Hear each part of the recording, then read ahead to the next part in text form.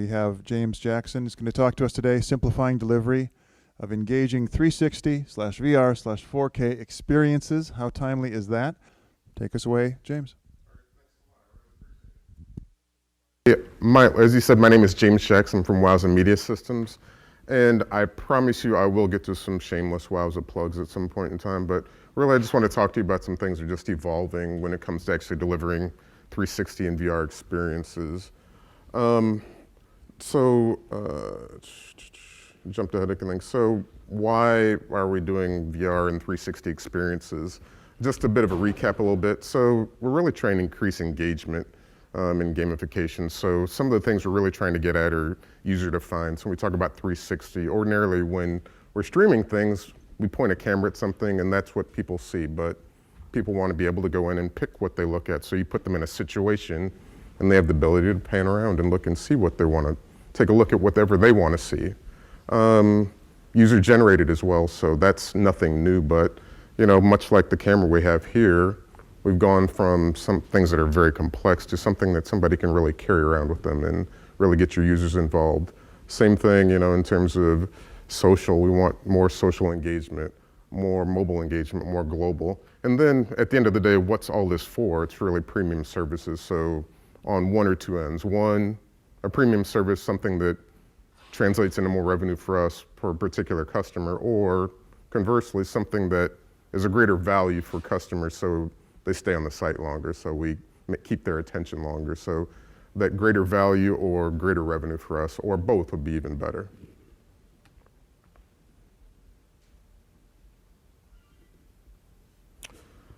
So looking at just a typical 360 workflow, it's really, to boil it down to what's simple. So on the far left, we want to capture things, so really get that image in. So how that's typically done is you have a set of cameras or a set of lenses, and that's where Miracle 1 occurs, and we stitch these things together, so turn them into a single unified stream. And then they have to be encoded, so into a format that we can actually take and transmit. And so usually that comes in one of these great low latency protocols that moves things very quickly and efficiently and very reliably from point A to point B.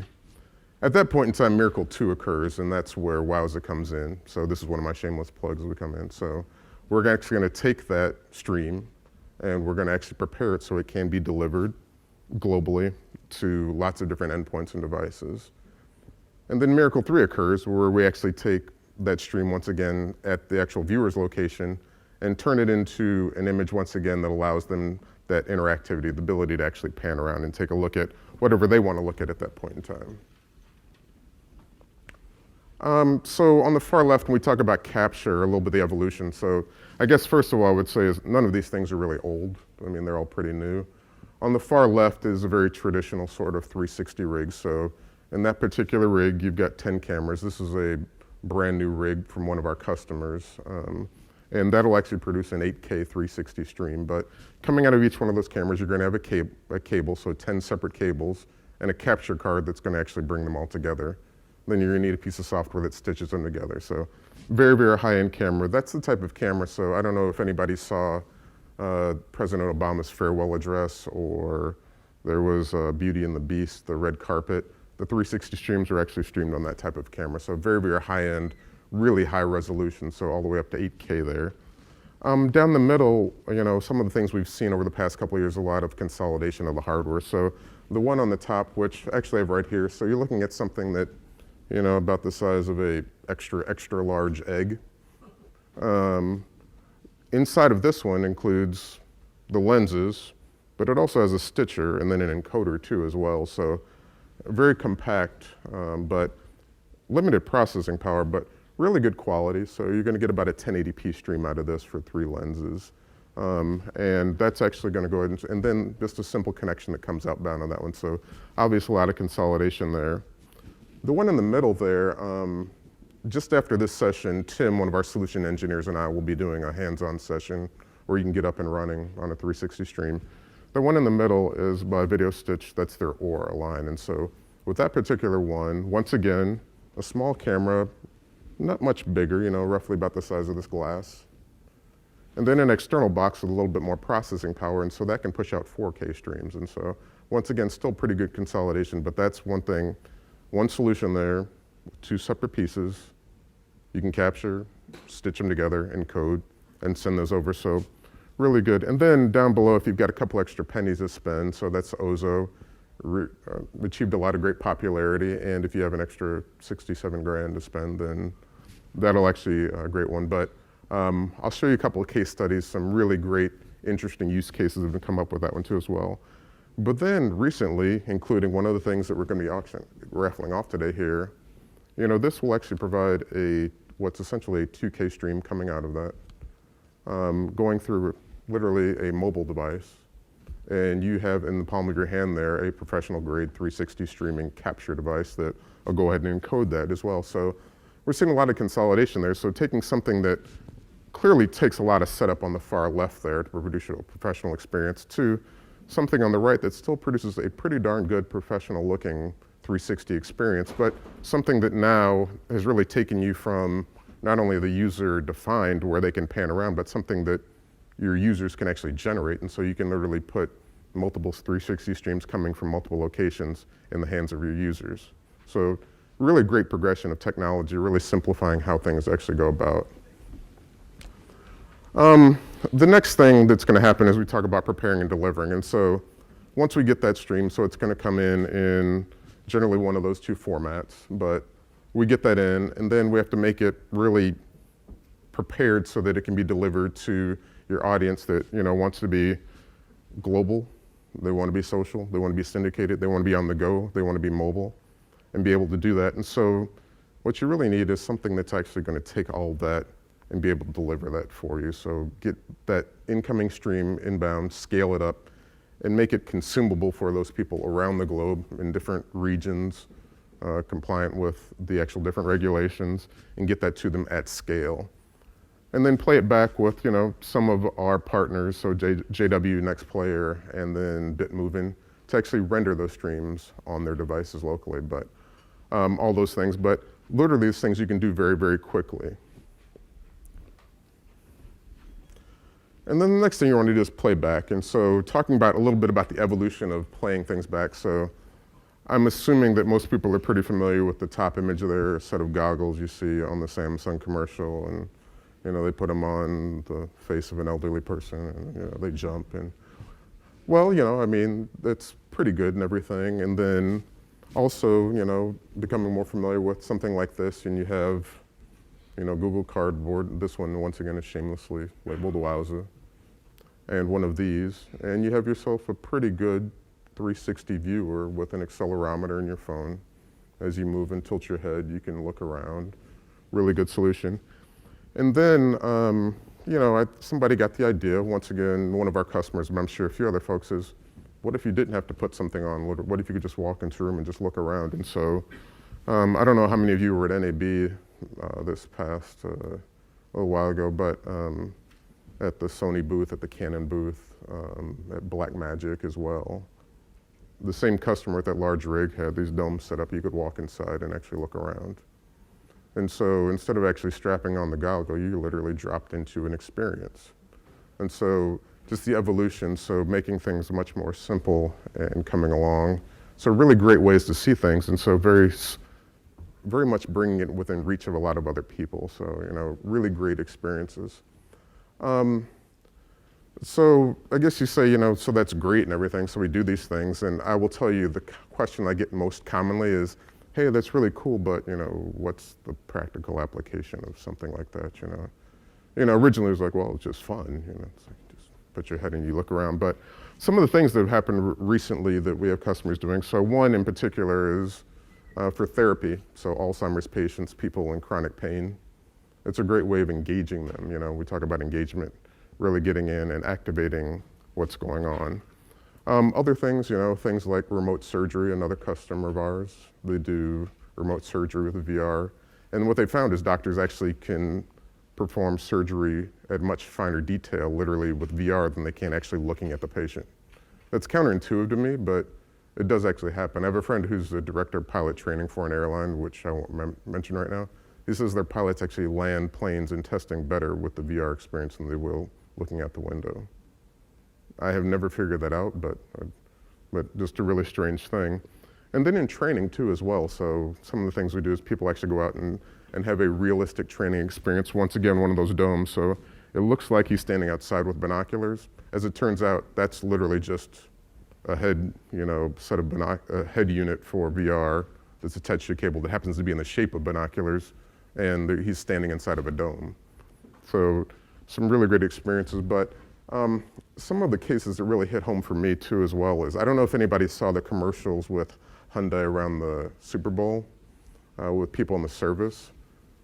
Same customer radiant images. So in the top right image there, you can see off in the distance there's they look like little tents. That's actually a projection sphere that they're going to sit inside of. And so literally, this person is talking to their family with the 360 on that Wowza $67,000 camera I showed you. And he's actually sitting inside that dome, and he's got an experience as if he's literally sitting there at the Super Bowl next to his family actually watching the game. So a couple of other experiences. So literally you can see that camera there that I showed you is sitting next to his family in the stands, and his wife is thousands of miles away in Afghanistan, and she's actually viewing the experience. And so I don't know if anybody has actually been in country at time. I mean, you'd be happy to get anything, a letter, anything from somebody, but how great would that be to be able to sit next to them inside the stadium? Or another one, this one, so you can see very clearly here, so it looks like he's literally sitting inside of the stadium there for the game. And he's not, he's actually sitting, 10,000 miles away in Afghanistan while his family is actually sitting next to him in the stadium using that VR experience. So those are some of the things that we actually have going on with our different customers in terms of VR experiences, and literally that same platform, you could stand up a VR stream within a few minutes with a very simple, and then have a very simple camera, a very simple viewing device, and deliver those experiences globally around the world to enhance your experience with VR and 360.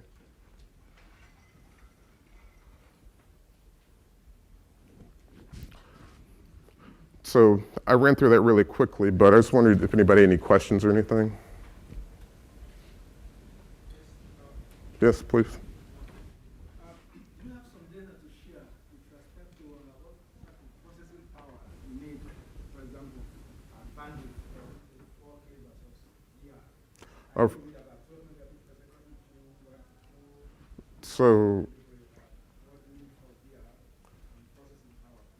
okay, so the question was around what do we need for processing power or bandwidth to do things like VR? And so you can do VR essentially at a lot of different scales, but when you talk about actually bandwidth and processing power, traditionally to process those sort of things, you're going to peak out with the Java runtime at about 16 gig of RAM is about what you're going to need to max out on that. Now, like I said, for a lot of these actual VR applications, the stitching part of that is actually handled in a lot of cases by the actual rig that you get. So all the cameras that I showed you up there actually include their own stitching computing power with that. So the majority of what you're going to actually consume is actually in the transcoding process of that when you're trying to spec things out. Bandwidth is a much more interesting thing. So if you want to talk about 4K, so if that's where your mezzanine content is coming in, a 4K stream will typically consume about 58 megabits per second. So you're talking pretty high there. As you drop down to 1080p, you're going to drop down to around 10. So you can see that progression go down a little bit. And like I said, with the different cameras, you're going to get different bit rates coming in depending on what the actual ingest point is coming from that. So you're going to need to ramp that up. That being said, when you actually transcode, if you're on dedicated hardware, you can assume you're going to get up to about 65% of your CPU is about what you can use, and about 80% of your bandwidth. If you're on cloud architecture, there's a lot of overhead that's in the management stack of cloud. So if you're spinning up things to actually do the provisioning and to manage the containers or the VMs, you're going to drop that 67% for CPU down to about 50%. And for the throughput or the actual bandwidth allotted, you're going to go from about 80% down to about 65%. Does that help a little bit, or? Yeah, well, I was also thinking of if you, for example, VR requires a lot of stringency with respect to Mhm. So you couldn't serve it from cloud. It just more highly distributed at the edge, you know. Mhm. And you have more sort of edge caching, very close to the end user, Mhm. in order to meet latency requirements. So at that edge cache, I'm wondering how much of the compute and processing power you need at the edge and the bandwidth. And what's the dynamics? It requires a lot of bandwidth for storage and or less caching, you know, in terms of what you really need at the edge to deliver the type of quality of service you need. Okay, so you're going to balance three things there in terms of quality, actual throughput, and scale, or the three things you're always going to be balancing there when you do those. And so I guess I'd say it's not a completely straightforward sort of question. Bandwidth is going to be the thing that you're going to consume first, followed by CPU is going to be the thing that you're going to consume next. Caching, you can certainly cache for a continuous experience, but that is not necessarily required to actually deliver the VR experience. As a matter of fact, the greater your cache, the more you're going to drive your latency up. So. We have time for one more quick question. Well, maybe a couple. Question is on trend. Where do you see this going in terms of hardware, software, and its development curve? And how is that different than what happened in the stereo experience? So I'm sorry, when you said the stereo experience in terms of, you mean the consolidation Yeah, or? you don't buy a stereo television set anymore. That was the craze for about 30 seconds. So what is it about VR and 360 and its evolution that will be different from the last technology phenomena of stereo? Well, I think in general, we're always going to be fighting essentially Moore's law in terms of continued consolidation and getting more and more power inside of things. The one thing I'll see is I think that things are going to develop, just my personal opinion, I think things are going to develop at opposite ends. So you're going to have, for the social engagement in terms of user-generated content, you're going to see continued increases driven by the software for the consolidated devices, much like this. But at the same point in time, I think there's always going to be a place at the high end for the component solutions because they allow you to adopt those updated changes much more quickly and much more flexibly. Okay, question? I was wondering, is there an audio component? Does that track with head motion? And just wondering about editing in general to this. There's an audio component that goes with this in general, and it depends on how many audio tracks you have in. So we can pass that through as part of the stream. They go with it.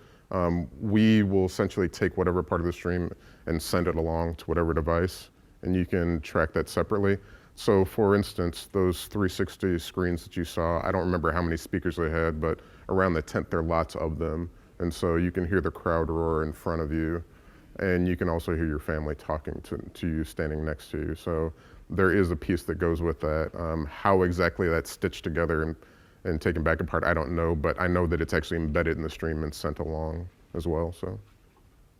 All right, round of applause for James. Fantastic job.